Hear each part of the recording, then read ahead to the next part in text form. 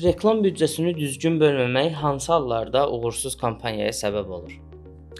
Bu ən çox verilən suallardan biridir əslində texniki baxımdan. Tələbələr bootcamp zamanı soruşur ki, biz bütöv kampaniya büdcəsi verək, yoxsa gündəlik büdcə verək? Burada hər şey кейsdən asılıdır. Hesab edək ki, mənim əlimdə $1000 büdcə var və mən əlimdə olan stoku və ya xidmətdirsə, tutaq ki, əlimdə olan yerləri, tutaq ki, boş yerləri satmalıyam.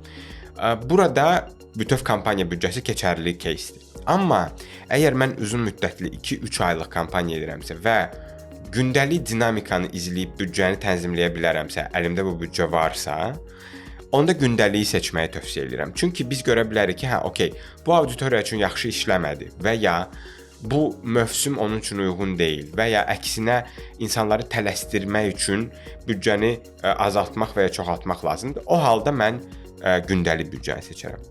Bu məsələnin ikinci tərəfinə toxunmaq istəyirəm. Büdcəni kampaniya üçün məhsul kateqoriyalarına bölmək. Məsəl üçün, eyni kampaniya, tutaq ki, Novruz kampaniyası çərçivəsində mənim 3-4 məhsul kateqoriyam var və onların ayrı marketinq büdcələri var.